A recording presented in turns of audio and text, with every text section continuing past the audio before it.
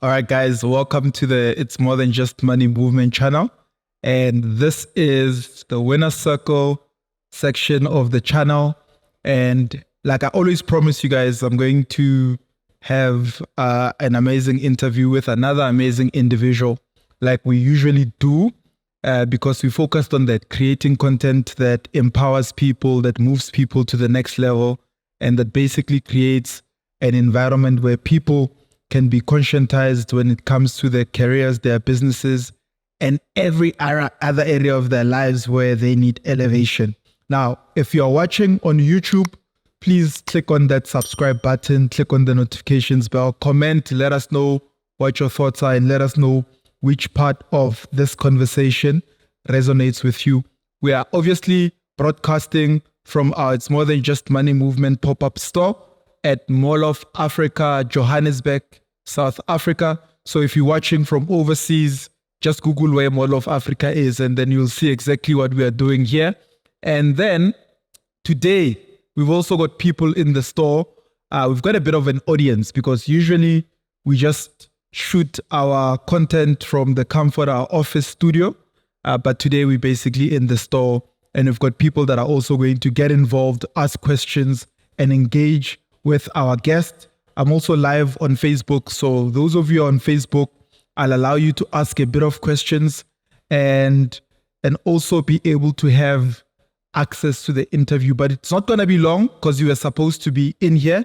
I know a lot of you are planning to be here for tomorrow as we celebrate achieving the milestone of 10,000 subscribers on our YouTube channel, and more specifically celebrating the fact that we've got phenomenal people like Nicky Verd, who support our work and who come and share ideas and thoughts with us. Nicky, you're a businesswoman, you're a speaker, you've got a big YouTube following, and you're one of the people that are doing well in South Africa. So thank you so much for taking time to engage with me and have a conversation, and for visiting the It's More Than Just Money store. Right.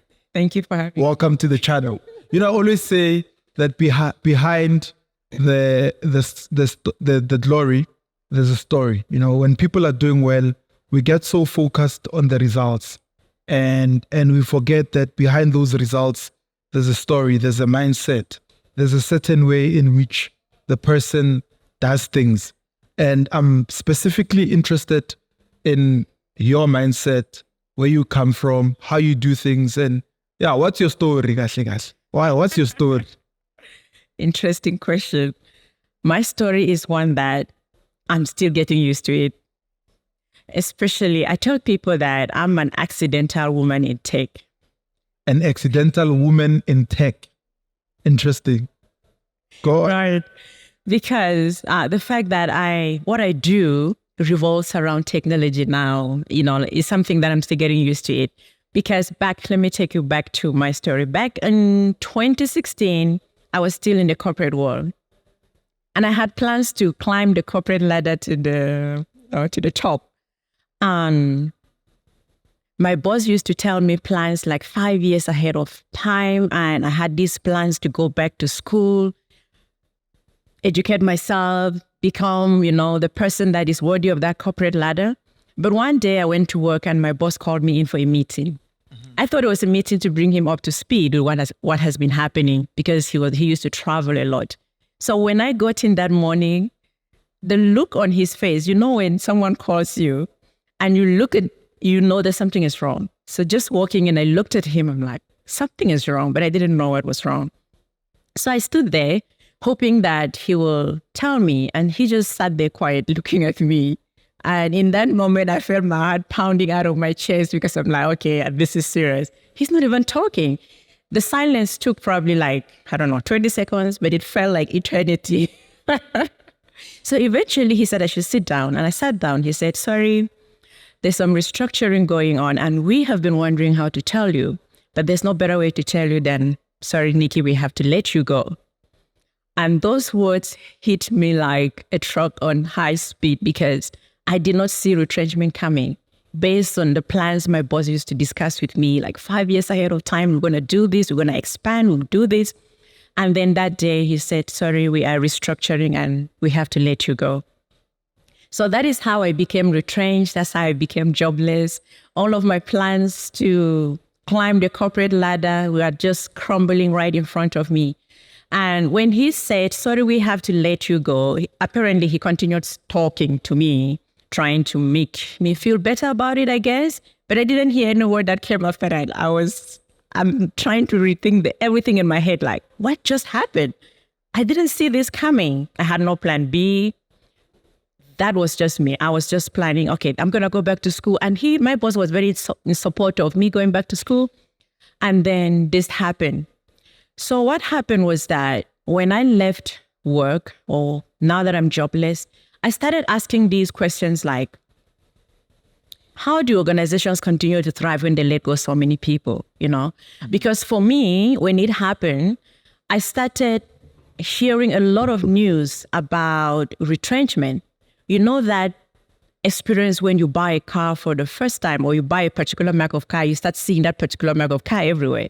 So in my case, because I had been retrenched, news about retrenchment jumped on me all the time. When I turn on the news, when I turn on the radio, I would hear more about it. Became your focus. It became my focus. Like when you buy a red Toyota Corolla, all you see is Toyota Corolla. Exactly. Yeah. So because that became my focus and it kept jumping on me, I became very curious.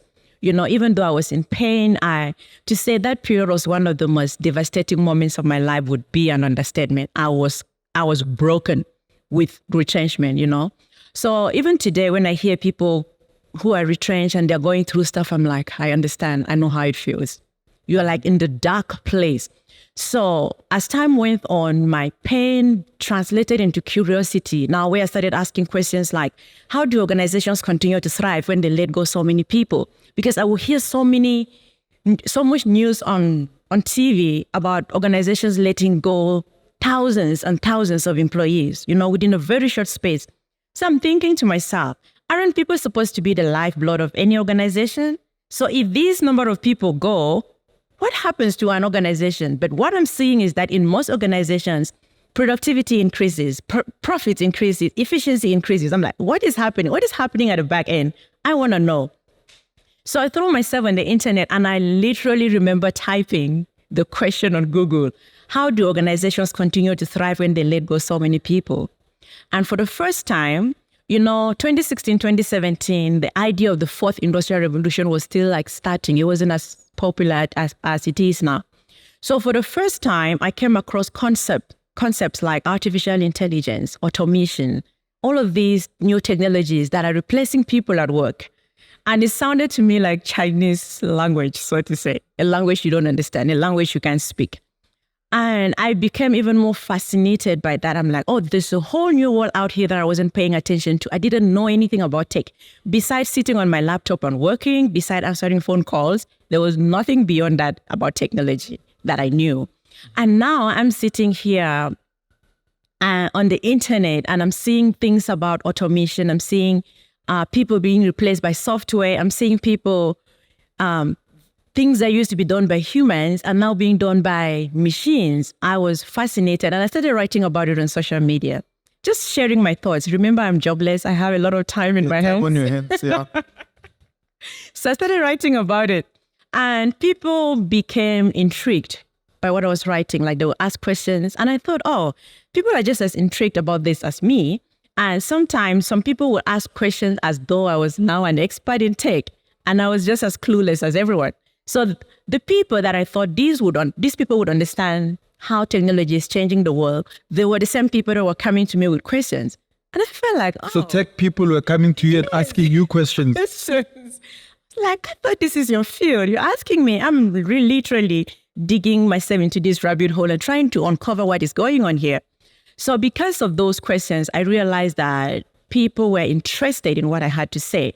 So I kept writing about it on social media. And then at some point, I started a blog. That's when I actually started my website. Then started writing blog articles about it. But I didn't think anything would come of it. But at some point, I thought to myself, I think someone should write a book about this. Then I was like, no way. I cannot even be having these thoughts in my mind. I'm not that smart. That's what I told myself. Because I thought that writing a book, you need to be really, really smart. to write a book, right? I was like, no way, I'm not that smart. I'm not an academician by any stretch of imagination, right? And I don't even have a degree. I just have basic education. I'm like, how do I even start writing a book? My English is so broken that you need to, put the pieces together to understand. These were the words at the back of my mind. That's what I was saying to myself, that no, I don't qualify to write a book. So I sort of dismissed the idea of the book. And I told myself, no, I will just keep writing blog articles about it. Someone is going to write a book about it eventually. When an idea has taken hold of you. Were you doing research as you write these articles? Yes, of course. I was researching and writing about it.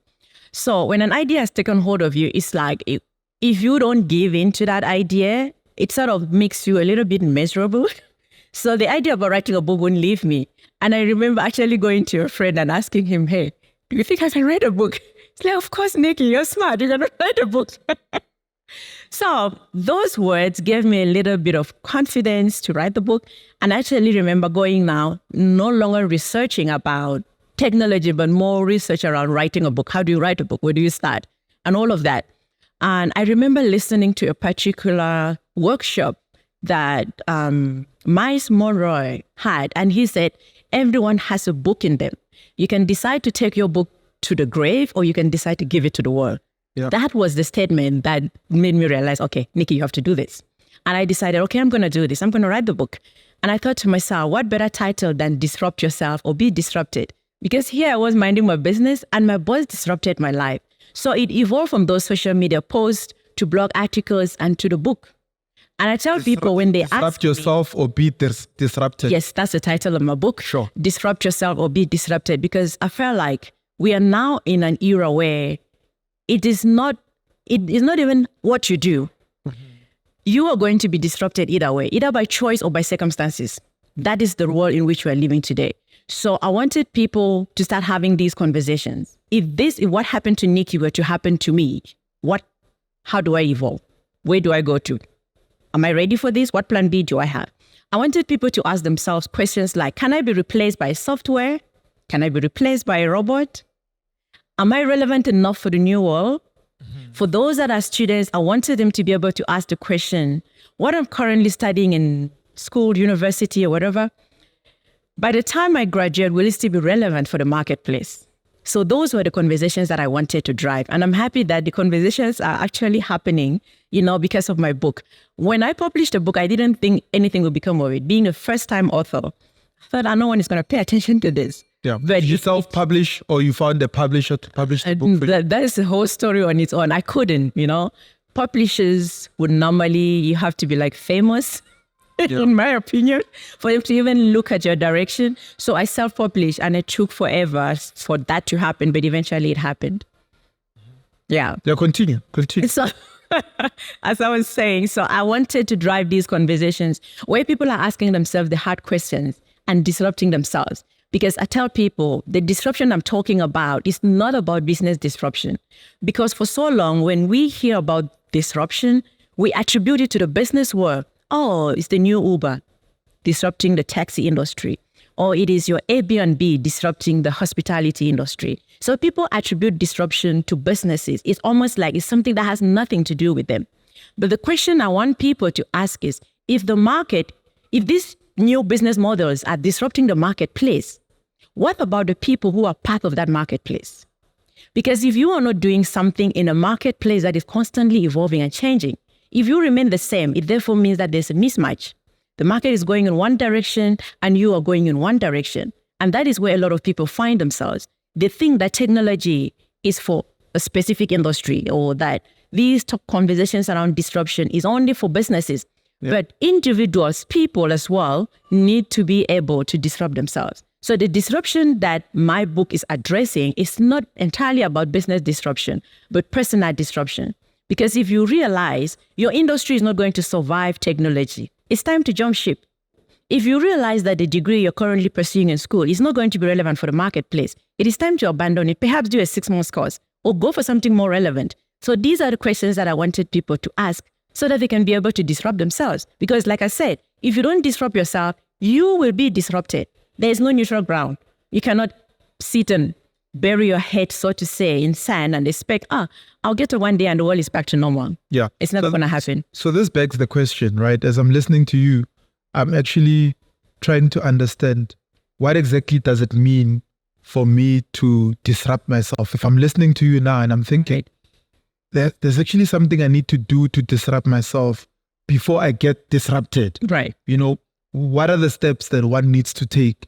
And what exactly should I look at to realize that I might actually get disrupted here? Right. And the second question then becomes, is there a way you could have seen that you were about to be disrupted yourself when you were in that space where you're being retrenched? Okay, interesting. Let's start with the first question. With the first question, I would say, first of all, ask yourself the question, how is technology affecting my industry, whatever industry you are? How is technology impacting my industry? How is technology impacting my profession? Now, when you ask those questions, you are going, the mind is powerful. When you ask certain questions, it directs you towards the answers.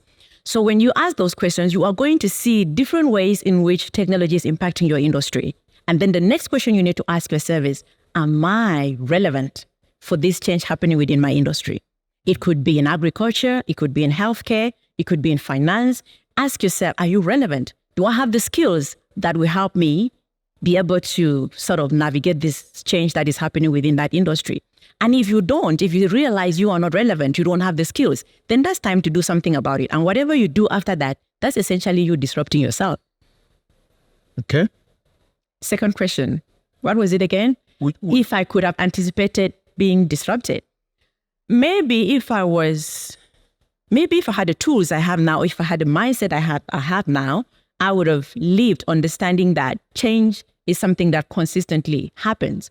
But as of that time, I couldn't because I thought I had arrived. I mean, sorry, I want to know if I have an organization that's running, right, and there are people that are performing within my organization, right? I'm of the belief that there are certain people I will not get rid of, no matter what kind of change comes into the market, right? And I know this would put you in a difficult position, but I'm going to ask the question, right? Why exactly were you chopped off? Because if the boss is running his organization and he believes that you are adding value in the organization, right, he would keep you in the organization. Okay. Yes, there was a blessing in disguise for you because it put you in a better position. Right. But why exactly were you fired? Not fired. I wasn't fired. Or retrenched. Point of correction. Retrenchment is entirely different from being fired. Yeah. And there are a couple of reasons that people get retrenched. Sure. Before I come to myself, there are a couple of reasons that people get retrenched or people get laid off. Sometimes the organization can be struggling financially and they cannot pay everyone. They need to cut down. Right. And that can happen. An organization can be restructuring and certain roles are no longer needed. Certain positions are no longer needed. Those people holding those positions, we need to go. An organization, they can be a merger. They can be merging with another company and they don't need that many people. So meaning that if there were 10,000 people, maybe 5,000 will go, So there are so many reasons why people get retrenched. Normally, it has nothing to do with you not performing well, not doing well. There are cases for that. But in my case, my role was no longer needed. I was working as a personal assistant for my boss. Sure. And they realized that, no, you know what, we can do without an assistant. So sorry, we have to let you go. In my case, it was well explained. It had nothing to do with what I did. I was great at what I was doing, but as of that moment, my role was not needed. So you feel like you were great at being a personal assistant, but you had not started the process of evolving as a person in different areas other than just doing your work. No, all I knew was that I had a job. I was getting paid. My bills are taken care of. There was nothing to worry about beyond that. That's the mindset I had at the time. Yeah. So that's why I'm asking, what is it that you think you would have done differently now, given the fact that in the space where you're in, right? You're coaching hundreds and potentially thousands of people on how to recognize disruptions within their industries. Right. Because here's what I think, right? And that's where the question was coming from. To say AI is not there to actually replace people. I think I believe that that's a totally wrong narrative. I feel like AI is there to help those who are performing to perform even better. Right. Understand? It. I think it's meant for that. Right. Right. those who get replaced are those who are going to be replaced anyway, or who are going to be fired anyway. And it will lead to my next question after you answer. Right. Can I speak to that before you go to the next question? Yes, AI, there are people that will still remain relevant irrespective of how AI is evolving, right? Yeah. But there's also, like, this thing is in layers. There's so many layers to it. It is not such a straight line the way you put it that AI will not replace people. That is not true. AI I don't think AI can replace me. No, you is different. I don't also think AI can some people are irreplaceable. You see what I mean? The same. That's the way I feel as well. Yeah. You know, I will always have value to give to the world. Why not? That is how I believe. But the truth then becomes, now your case and my case is completely different. We are not answering to anyone in a way. Okay. So for the people that work in certain organizations, there will come a time where when the organizations go through digital transformation and they automate certain processes, if that organization was operating with, for example, 10,000 employees, they are going to cut down that workforce because the software is going to be doing many of the things that people were doing. For example, today, I don't know if you've had the experience, but sometimes when you're trying to go through customer service today, it's difficult to speak to an actual human being. It's very difficult. Why? The people that used to work at customer service, they're now being replaced by chatbots. Yeah. You're being told if you want this, click 1 or click 2 or press 2 or press 3, all of that. And they're actually giving you directions for what you want. Those are machines at the back end, but these machines used to be done, these operations used to be done by humans. It doesn't mean that those humans were not qualified or competent enough. It just means that the organization is going through digital transformation. They want to set up systems that if you have a problem in the middle of the night to contact the organization, you don't have to wait for 9 a.m. in the morning to call the organization, to talk to an actual human being. They want you to be able to go online and have the solutions for what you're looking for. Okay. You get it? Yeah.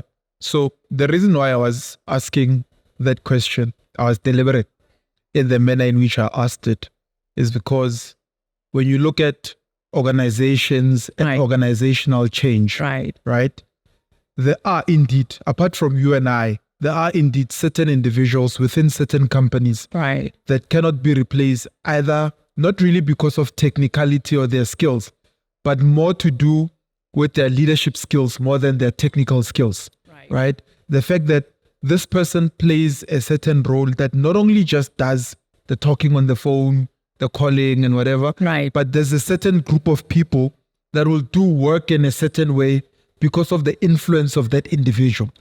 And because of that individual, the AI that we use within the company or within the organization will function effectively because that person will also tell us and direct us in terms of how that AI needs to be functioning. Absolutely. That's what I said. There are layers to it, right? Yeah. So I want you to take us through those layers. One of the from layers. the beginning to the top.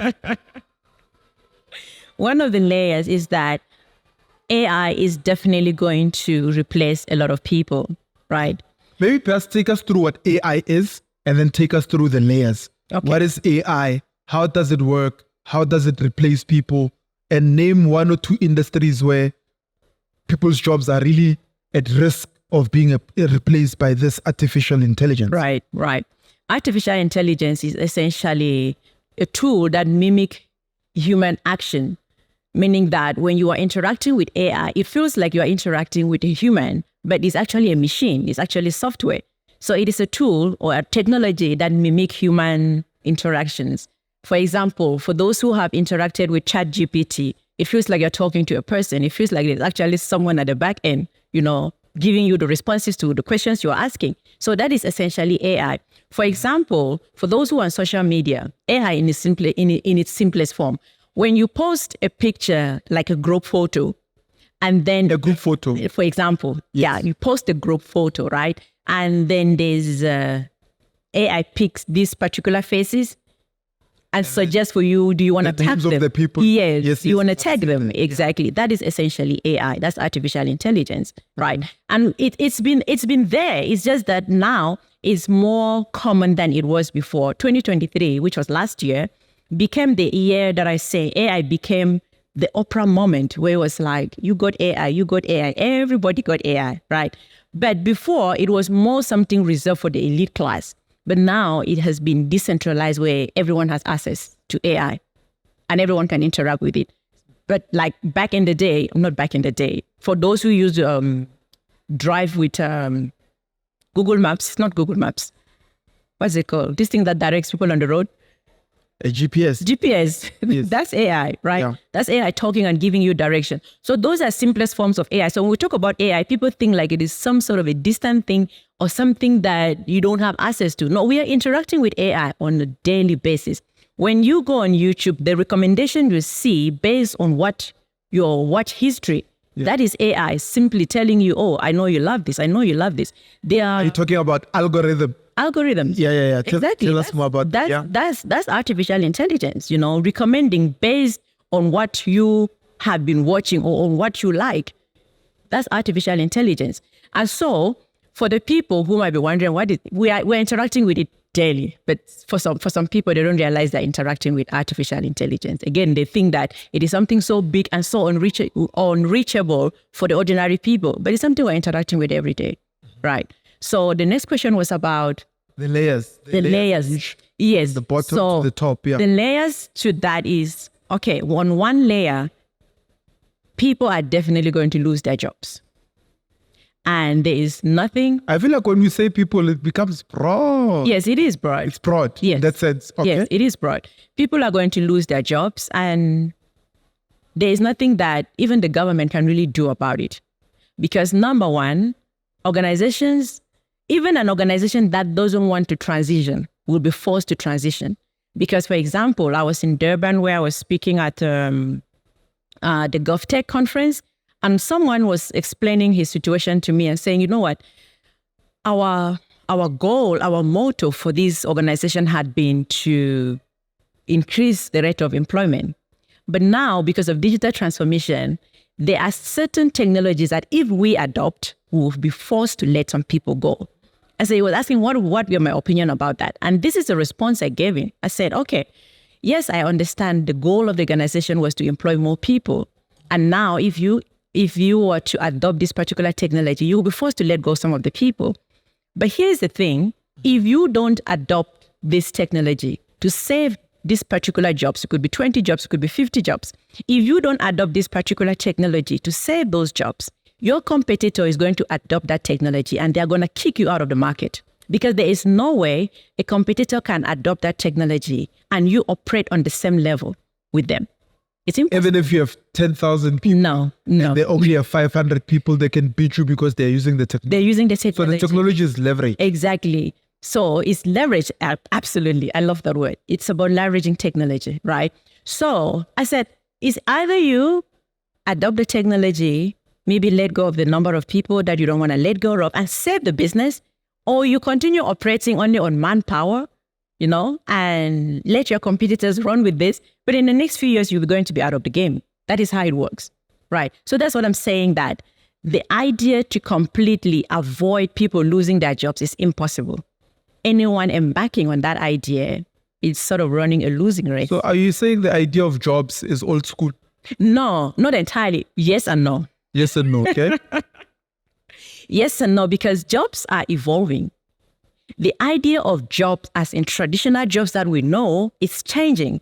Last year, there was a research by Deloitte, I think, actually is titled The End of Jobs. Because jobs are... End of jobs. End of jobs. Yeah. Because jobs are evolving, not in the way you're thinking, not like it's going to completely disappear. There will still be, but it will be more like project-based. It will be more like on-demand job. It will be more like freelance, not where people are employed full-time for the rest of their lives. They work till they retire. That kind of stuff that used to happen back in the day. That is not how it's going to be. So work is evolving, and the end of jobs as we know it, we're already in that era.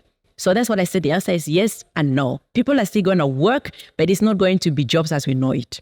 Because job as we know it is that you are employed and you hope, this is probably going to be for the rest of your life. Your parents or your forefathers, they were employed. They worked in one organization forever until they retired.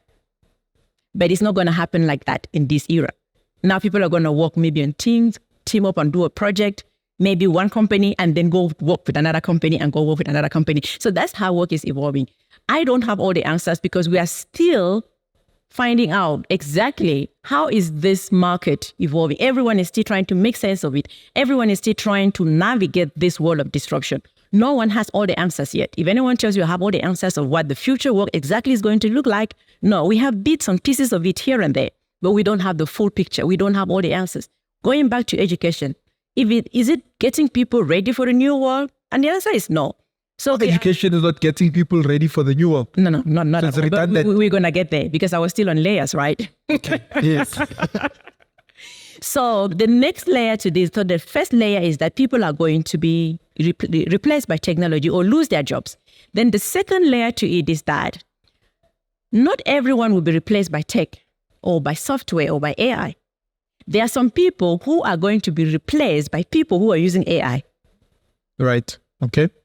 Meaning that if you're in an organization and you are not making yourself comfortable with technology, you're going to be replaced not by software, but by someone who is making themselves comfortable to use technology. Because you cannot be efficient completely in this world that we're living in without exploring artificial intelligence or being tech savvy, so to say. So there's that layer where one person will be replaced by another human who is leveraging AI and being more efficient, being more productive. If you are not leveraging it... Instead of typing an entire article, someone jumps on ChatGPT. Yes, those AI tools. Edits a few things and sends it out. Exactly, right? So those are the layers to that. And then there are the next layer is collaboration, the collaborate between humans and artificial intelligence. What's the difference between using AI to replace people who are not using AI and collaborating AI and human beings? Not much of a difference there. Okay. But the emphasis is that it's going to be a collaborative work, a collaborative approach, where instead of allowing entirely AI systems to run certain operations, humans will be in part of that operation. Humans will collaborate. Because, for example, artificial intelligence needs humans. You cannot sit and look at ChatGPT and it gives you anything. Artificial intelligence. Your brain must be smart enough to ask the right questions. Absolutely. Okay. Absolutely. So that's the collaboration that I'm talking about. People who are the best developers, the best coders, all of that, they are all collaborating with these systems to be able to be more effective. Meaning that one person can do the work of 10 people if you know how to interact with AI. And this collaboration is going to move where the need for being artificially intelligent is going to be very critical, so to say, meaning that you need to understand how to use and interact with these AI systems. For example, back to ChatGPT, if you ask the wrong question, you will get the wrong answer. Whatever the quality of your questions determine the quality of your answers. Absolutely. One of the things ChatGPT is teaching us is that questions matter. How you phrase it matters. How you put things matters, right? So the skill is not just going to be about how well can I have a conversation with you as a human being, but also the new skill is going to be how well can you interact and talk to an AI system. Because if you are bad in communication, where you know there are people where they sit and have an entire conversation and you have no clue what they're talking about. You guys have a clue what we are talking about? Going once, going twice, you have a clue? Okay. But you know what I mean? Where someone is really, really doing their best to express, but it's not coming out the way it registered here. Something else is coming out. So if you are that person where you have not developed your communication skills with human beings, you're also going to struggle with AI systems. Okay. So communication skills is going to be beyond just my ability to talk with you or my ability to talk with my sister or my mom, but your ability to talk to an AI system. Because if there are projects where you need AI to interact with, you need to be able to know how to talk to AI. The technical term for it is prompting. How good are you in prompting? Can you prompt? Because the better your prompt, the better the response you will get. And it's a skill that many people are going to be forced to learn. Otherwise, like in the past, if you were applying for a job, they will be asking you, are you computer literate? And computer literacy was more of your Microsoft Word. Exactly. Your Microsoft Word and your Excel, PowerPoint. PowerPoint, that is old fashioned right now. The new question will be, do you know how to prompt? Are you AI literate? Are you fluent in AI? All of that. Those will be the key things organizations will be looking for. So if what a person is bringing to the table is be like, I know Microsoft Word, you are outdated. But that's what you're bringing to the table, right? Because you need to be able to interact with artificial intelligence system. It is very critical. And one of the things when back to touch on education, I don't know if we're ready for that. Yeah, let's do it. When example, ChatGPT, we are talking a lot about ChatGPT today. When ChatGPT was released, one of the ways that education thought it was best to handle this was to ban it from schools. Ban it? Yes, they banned it. Okay. It was serious. Because your kids were writing articles and their tests using AI. Right. But the thing is that this disruption is forcing schools to reinvent or to rethink what it means to be smart or to rethink what it means to be educated. But schools didn't want to face that. I think now they are starting to warm up to the idea. They didn't want to face that, and they felt like the best solution was to ban it. But then taught the kids to prompt. Exactly. But then when you look at it, you ask yourself, shouldn't forward-thinking ideas be coming from the education system? Shouldn't disruptive ideas under normal circumstances be coming from the education system? But forward-thinking ideas that will move the world forward or that will bring us progress as a society or as a country, then the education system is like, no, we don't want this. Because they are stuck in the past. They are stuck in memorization. Now, if AI can memorize better than humans, it's better we ban this AI from our school and stick on human memorization, which is outdated. So if AI is being banned from schools, by the time these kids that are being trained graduate from school, which world are they going to function in? Because every organization is using AI. No, they can't compete. They can't. They won't even be ready for the marketplace. Because there like banning a car because you've got a bicycle. Good. That's a good way of putting it. Mm-hmm. So they are not being futuristic to ask what are the consequences of our actions if we ban these from schools. Right. Because meaning that kids are going to be, there are schools that are teaching computer science. Maybe not in South Africa, but in some parts of Africa, schools that are teaching computer science and kids have never touched a computer in their lives. But there's a subject called computer science. So what do they do? They memorize? They have textbooks. Yes. They work based on textbooks. And that is how the education system in most African countries is operating, where everything is just text-based. There are kids or people that the first time for them to use a computer or to open to a computer was when they actually started working. Yeah, we had a guest the other day. Right, when they actually started working because they've never been exposed to that, but they went through school. Now, what kind of an education system is like we are no longer in the brick and mortar world. So the education system needs to be able to prepare the next generation for the world in which we are living today, but it's decades behind. They are not yet ready for that. How long do you think it's going to take before we now live online? I wish I had the answer for that, but it's going to be way sooner than we think, like completely digital. Oh, you mean the education system? So what I mean is looking at how things are in terms of how human beings operate and do things. Right.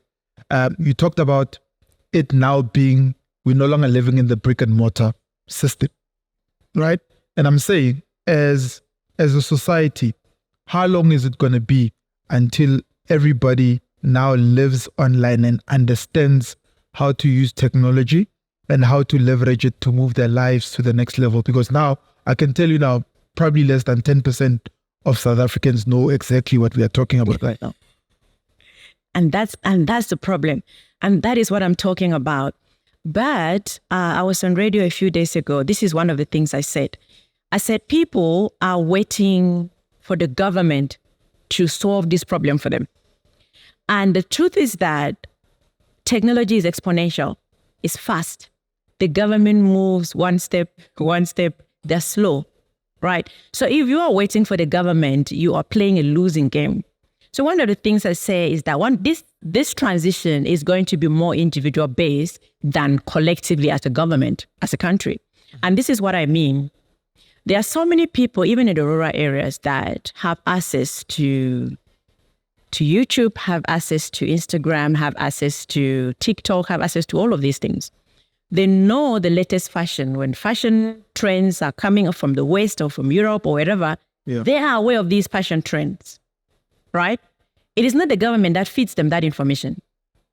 They know the latest hairstyle. It is not the government feeding them that information. They know the latest dance style. They know the latest dance style. You took the words out of my mouth. You see, they know the latest dance style. They know which nails for ladies that are trending. They know all of these things, even in remote areas. They know these things. Why? Because these are the things they want. So if you want digital knowledge, you'll be able to also find it just the way you are finding fashion knowledge. For ladies, the new hairstyles that is coming, that is trending, we know it how? Instagram. We find it there. How to draw our eyebrows on flick, I think I'm lookable. I think I draw my nails, right? Yeah, eyebrows on flick, nails on flick. Exactly. All of these things, when we want it, we know where to go get it. But when it comes to knowledge, digital knowledge, for us to disrupt ourselves and become relevant, somehow we sit back and we're waiting for the government to come and solve that problem for us. So talking AI, right? So the other day, I'm sitting with my younger sister, right? And she's going through her TikTok, right? So her TikTok is full of people dancing, singing, what. So anyway, we're sitting and I'm looking at that. And for some odd reason, I also opened my TikTok. And I realized that on my TikTok, there's no one dancing. There's always people talking, people engaging on different things. There's always conversations. There's always business conversations. Then she said to me, how come on my TikTok, all I see is Skomota dancing? I don't know if you know Skomota. I know. So how come on my TikTok, all I see is this?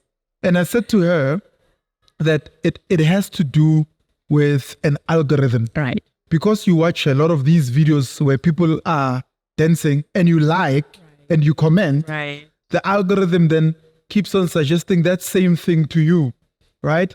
If you want to change the algorithm of your TikTok, then you must start watching things that are different from what you're watching now. So, which begs the question, what should people do then to start redirecting their algorithm? Because what you're talking about, seeing nails all the time, seeing dancing, even if you're in remote areas, has to do with their algorithm. So how does one who's watching this start to restructure their algorithm to lead more towards getting knowledge that is going to change their lives for the better? Absolutely. Great question and great story there, by the way. And that is where many people are... prompting, ne? You are prompting and you're doing such a great job. That is where many people are stuck. And they feel like the technology companies decide their algorithm. It doesn't. You as an individual decide your algorithm, right? Early this year, we're still in February, right? Just as 2024 began, there were a few people on my Instagram that I didn't like what I see. I don't like seeing cleavage. Even as a woman, I'm like, I don't like this. If that's all you have to offer, I just have to go and unfollow. Because that is me cleaning out my algorithm. If the thing you're offering to me has no value, I don't want to log on Instagram and see some sort of cleavage. Ladies who are almost naked on my Instagram. I don't want to see that. Or men who are so obsessed with gym and the only thing they have to show is the six-pack. I don't want that. People like that, I unfollow. Because I don't feel I'm getting any value from that. If you are a personal trainer, okay, then that's different because I'm very much into fitness. Then yes, I can learn a few tips from you. So you own your algorithm. You decide what they feed you with. You have that power. And so I cleaned up early this year. There's a couple of people that I unfollowed. Even on Facebook, I unfollowed them because if I keep it and it keeps showing up on my feed, then my algorithm will keep feeding me that. So you have the power to change what you are seeing on social media. It starts by you searching for specific content that you want to navigate towards, you want to transition towards. If you feel like enough of fashion, enough of celebrity gossip, enough of who is dating who, I'm tired of all this information, then start. You don't necessarily even have to unfollow all of those people. What you do is start navigating towards content that is completely opposite from what you are checking or from what you constantly feed yourself with. And the algorithm, AI is going to understand, oh, this is your new interest, and they'll feed you with it. They'll feed you with it. It may take a couple of days, a couple of weeks for you to finally understand this person is transitioning, but eventually it will happen. Now, and there's also a problem with over-personalization of content, in my opinion. Over-personalization of content? What is that? So what we're talking about is personalization of content, meaning that whatever content you've been watching, the algorithm keeps feeding you that's personalization. Okay. Gives you one thing. One thing. Yeah. So now the problem with that is that you have this narrow mindset. Yo. Okay. Go deeper. So with me, even on YouTube, there are times I disrupt that personalization of the content YouTube is feeding me with. I go because I want to be challenged. I don't want to consistently being fed only with ideas that I agree with. I want someone to challenge me. And so I will naturally, intentionally click on something that I know is going to probably offend me. And I'm not even going to agree with what they're talking about. That is how growth happens. Yeah. So if you are not willing to look into those opposition that you don't like, people you don't agree with, if you're not willing to disrupt your own algorithm or your own way of thinking, you're going to be stuck in a very narrow way of seeing the world, in a very narrow way of looking at life. Okay. So it is important that as much as you need to navigate from one way or from one content to the next, also constantly shift, mix things up so that you can be challenged to think differently. Because if you hate a particular person or a particular ideology and that is all you're watching on YouTube, YouTube will feed you more of that hate. Right. So, okay. Now, what is the highest level then of using AI or technology to leverage? Remember, we talked about the first level, second level. Right. What's the highest level?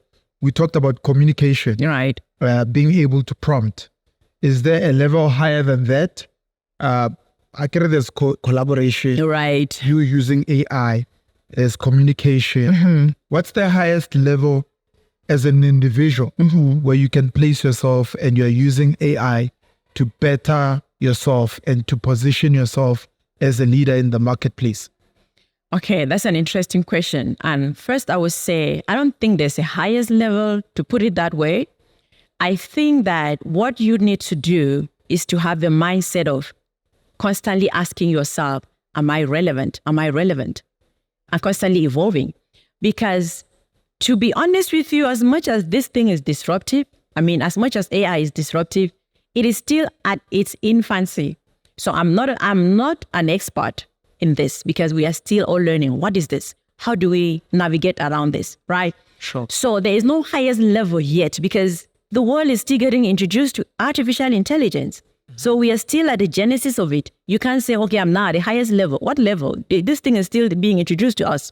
You get it? So the question to be asking is, how do I stay relevant, consistent? How do I stay relevant? Okay. Right. Cool. Somebody asked, will AI steal my job?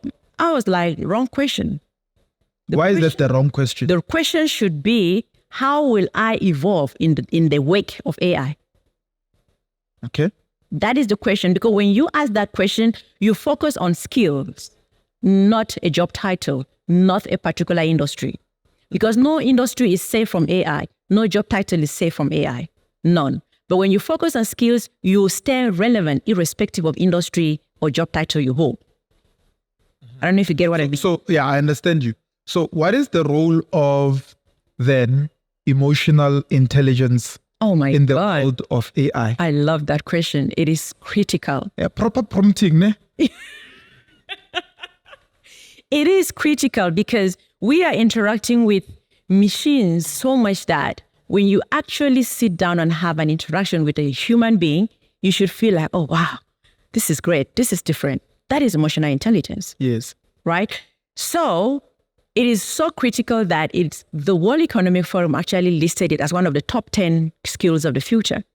Emotional intelligence is one of the top 10 skills of the future. Wow. So if you are lacking in emotional intelligence, your ability to manage your feelings and the feelings of another person, if you are lacking in that, then you are essentially a robot.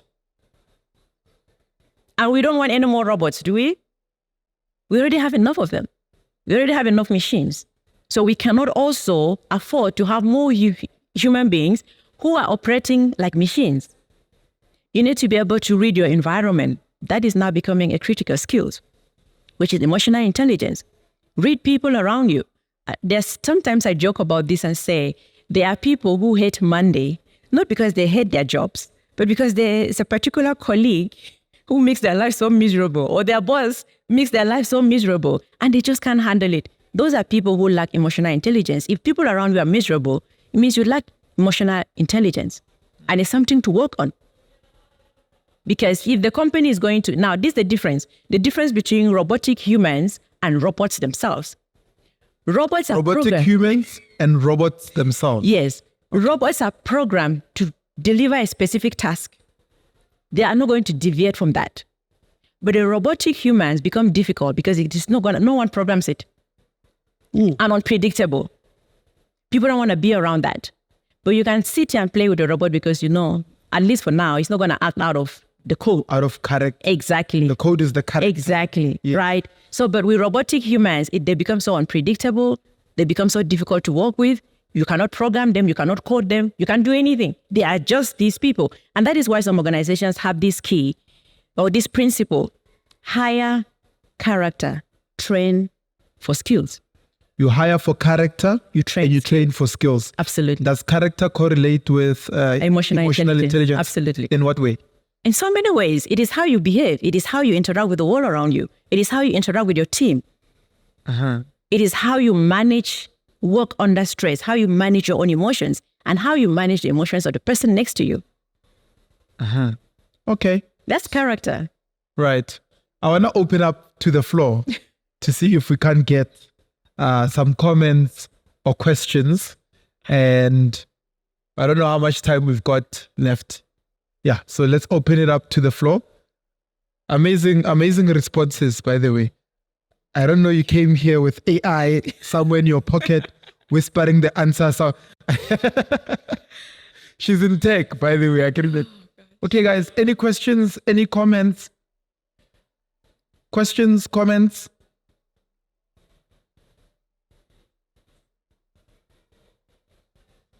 If there are no questions, let me say one thing before we go. Yeah. There are people with the mindset that I'm not a tech person.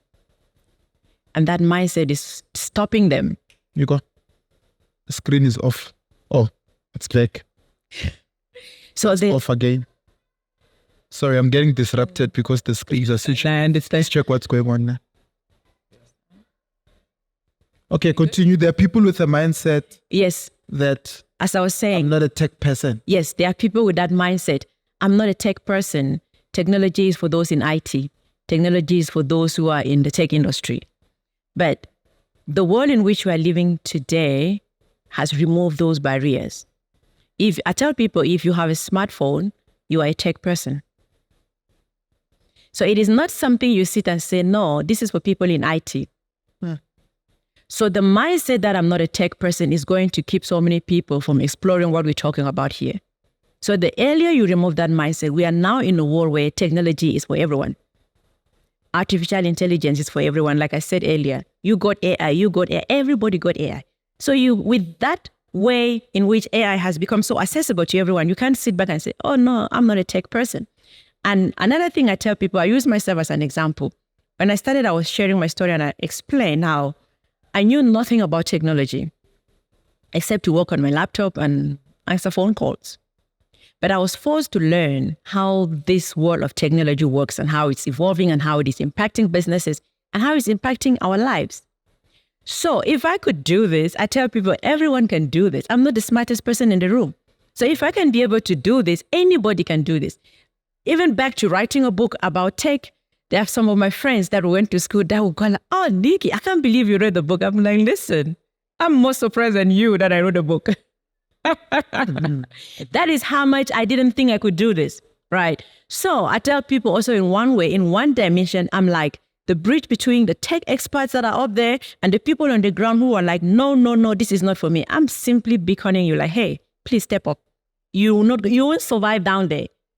You will not survive. You need to step up your knowledge on tech. And you don't necessarily have to go get a 4-year degree on this because it's even going to be irrelevant if you do. After you finish the degree, by the time you finish, the time has evolved. The time has evolved. The world has moved on.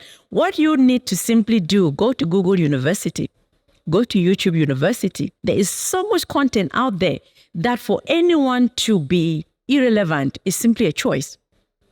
Yeah, to be irrelevant is a choice. It's a choice. Someone said, all of us are born ignorant. I don't remember that quote, who said it, but he said, all of us are born ignorant, but it takes a special person to remain stupid forever. All of us are born ignorant, but it takes a special person to remain stupid forever. Absolutely. Yeah. Okay. Yep. Because knowledge is out there. Knowledge is at our fingertips. If you can find a new hairstyle, if you can find new fashion, clothing, or whatever, you can find new information around technology and how you can evolve. So you've spoken, you've done TEDx talks on this as well. Mm-hmm. And obviously, most people who actually do get to do TEDx talks are regarded as specialists in those subjects. In a way, yeah. More or less, in a way, right? How did you end up being recognized? Is there a certain body of work that they looked at that put you in the space where you are now delivering that? No. And that is the power of the digital space, of the digital world. The power of the digital space. Yes, that's the power. Because you can decide what your future will look like. For me, I decided by building my brand, and I didn't even know I was building a brand at the time. You know, when I started with the whole research thing and researching about technology, so many people paid attention to what I was saying. I was like, oh, this is interesting. So I built my brand from then on. By the time my book was being released, people were already waiting for it. So you can treat your social media, you can turn your life around by changing how you interact with your social media. What type of content do you put out there? For me, I started sharing value to people, empowering people around technology. And I became a thought leader in that space, not because someone appointed me, I appointed myself. Somehow I was recognized when I do get now speaking opportunities within corporate, some of the biggest companies in South Africa that I've been able to speak to, right? Because they have recognized my work and I have a track record that speaks to that. Had it been I didn't use the power of social media, I would not be where I am. So that is why I say, even though technology is going to take away jobs, it's going to give so many opportunities. And I'm one of those because I built myself from the ground up using my platform, technology. I mean, the digital space. Mm-hmm. Anybody can do that. Maybe you are into fashion. Instead of just dressing and looking nice, start giving fashion tips. Now you become a thought leader within the fashion space. So anybody can build themselves around that. Anybody, like the digital world has given each and everyone a voice. Yeah. But how are you using your own voice? Yeah. But how do people then deal with imposter syndrome? Oh, that's a big one. Yes. I'm self-appointed expert. Right. And on certain days you feel like, but I'm not Dolce & Gabbana or Louis Vuitton. What do I know about I struggle with that. Yes. Everyone struggle with that. There is no... And how did you deal with it? Continue and tell us also how one can actually deal with the imposter syndrome. Imposter syndrome is huge. I remember being invited in Nairobi to speak to, excuse me. Jabbing.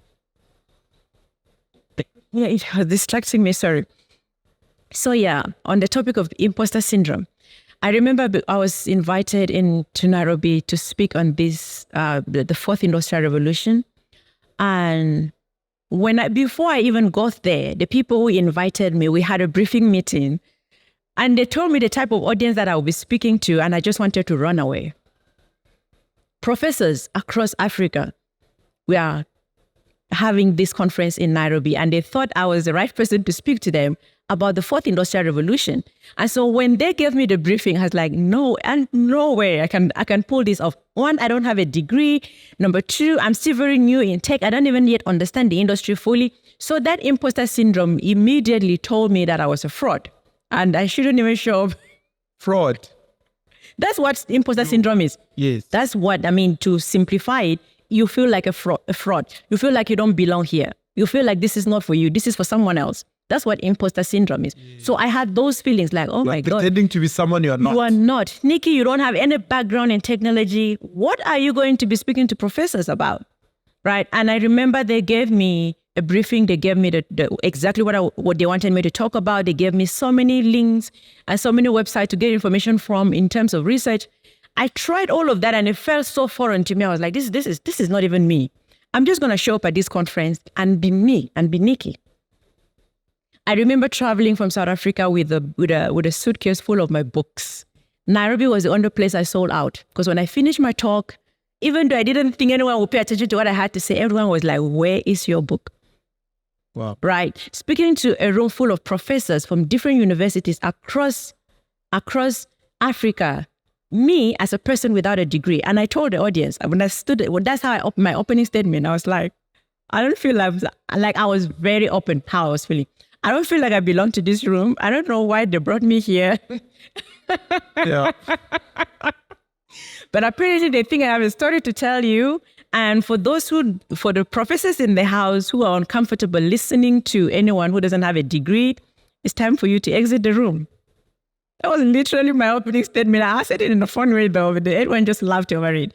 And I remember someone asking me, Nicky, are you just being humble or you're serious you don't have a degree? I'm like, I don't. Yeah. So my point is this. Intelligence is being reshaped. Intelligence is being redefined. Competence is being redefined. If you are competent simply because you think you have a degree, you're going to be left behind. There's new research coming up this 2024. It's happening in the Western world already, where many companies are dropping a degree as a requirement to get into the job market.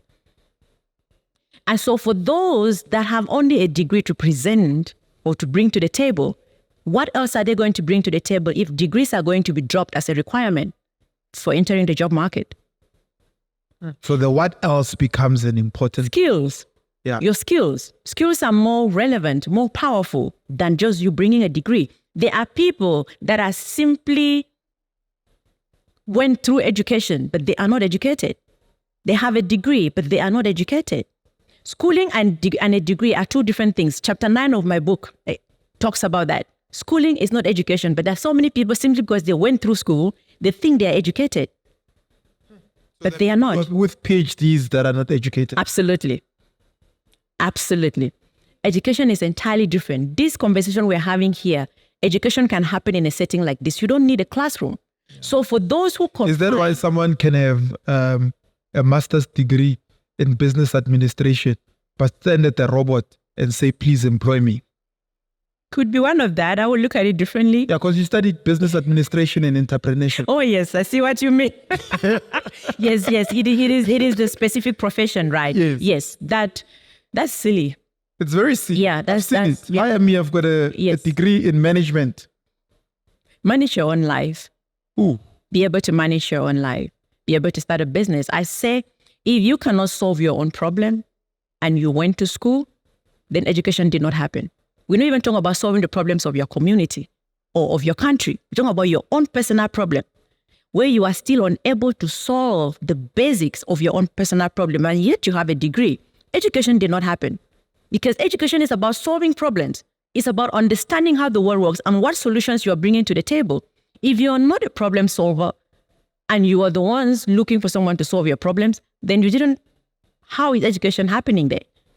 So have the ability and the mindset to solve your problem, and it doesn't require a degree to say. Sure. So for those that are bringing only a degree to the corporate table, they are going to be disappointed. There's no organization today that is going to employ anyone, any graduate, straight to go work without some sort of training. The organizations put so much into training. So the question then becomes, if people were leaving the universities and they were competent, why do organizations have to put so much money to train them? The graduate training programs. Yes. It's because they're essentially not that competent for the marketplace. They're not ready for the marketplace. And also, education is moving from the classroom to organizations. How many courses do Google have? Why do you think they have them? It's because they know that they are not going to find the talent they're looking for in any university. So if they have to mint their own talent. Exactly. And it's not just Google. It is different organizations doing IBM, Apple, all of these. Microsoft, they have their own programs that they feel their employees should go through before they are ready to work in their company, because essentially they will not find that talent in any university. That is what is happening. So relying entirely on the education system as a people we are going to be so disappointed if you're not thinking outside of that.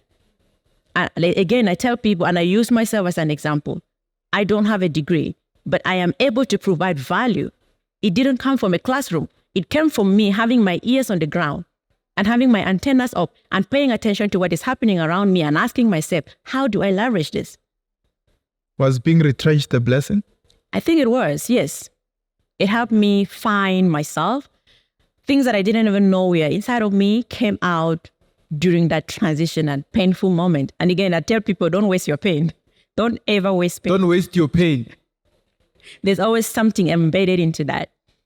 So I am a product of pain because through that painful experience, I was able to discover something that was lying dormant within me. And I didn't even know. I didn't even know I could speak in public. I didn't even know I could write a book. So pain is important. It is. Don't waste your pain. It is. Going through pain here? Anyone? Only Grace. All of you are happy and fine. You got a comment? Anyone with a comment or a question before we close? I see Grace's hand is up. Come this side, Gracie.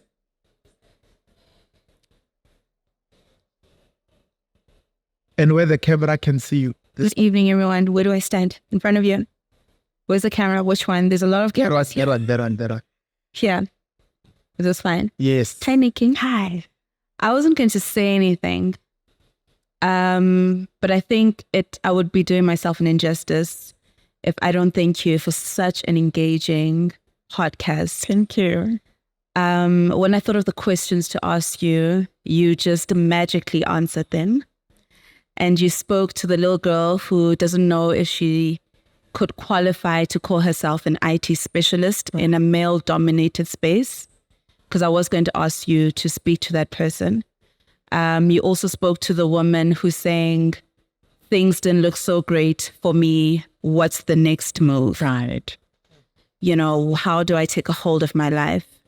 And when you told when you told us in the room about how you were so honest and vulnerable, which in its own is a power, it's a superpower.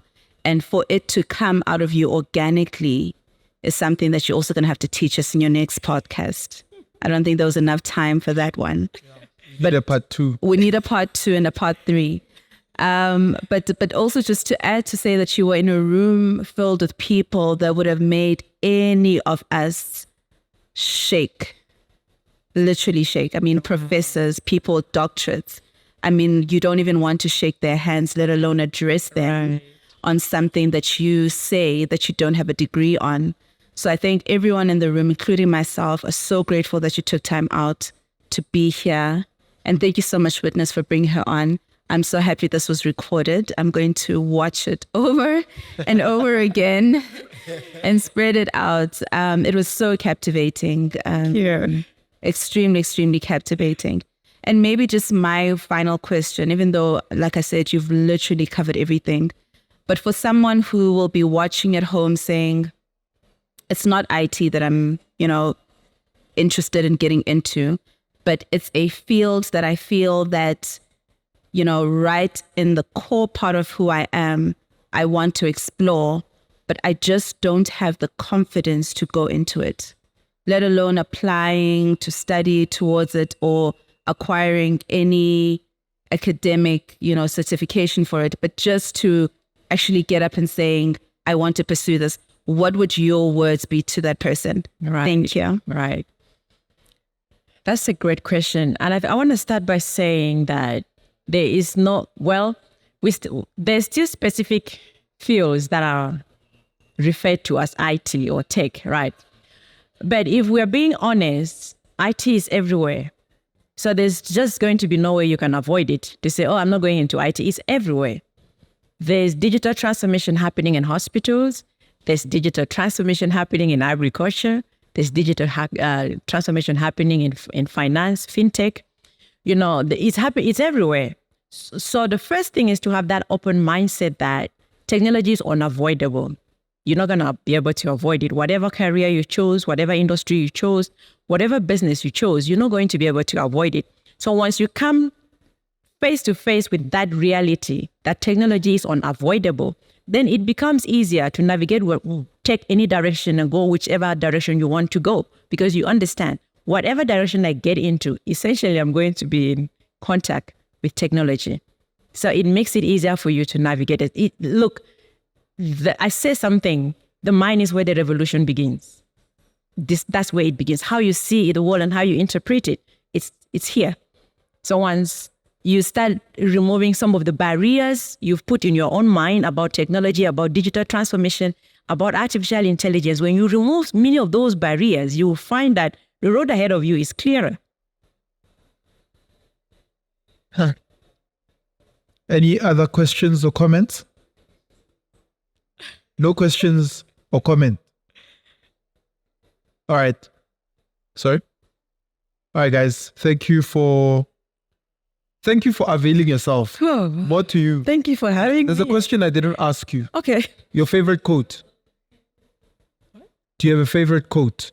As in, A quote? wait, as in tech or as in a, No, not a quote as in a jacket. okay, what? A saying. Oh, I see what you mean. Yes, of course. I think I just said it. The mind is where the revolution begins. The mind is where the revolution Absolutely. begins. But because I already mentioned it, I can tell you this one. My favorite quote will be, the future belongs to thinkers, creatives, those who can ask difficult questions. And I can finish by saying this: AI will not replace thinkers. Yeah. Right, guys. Let's give her a round of applause. That was amazing. So thank you so much. We'll see you again in part 2 and 3. You'll be back by popular demand. If you're watching this on YouTube, please remember to subscribe. Remember to click on that notifications bell. Share this video so that it can reach more and more people who are in need of this information. Wow. Thank you for watching the Winner's Circle on the It's More Than Just Money Movement channel. And thank you so much for helping us reach 10,000 subscribers. And I'm looking forward to recording again before the year ends when we reach 100,000 subscribers. So keep sharing these videos. Keep watching the Winner's Circle. Keep engaging our content. From me and my team broadcasting from Johannesburg, South Africa, at our Mall of Africa pop-up store. It's More Than Just Money. We'll see you in the next episode. Ciao, ciao.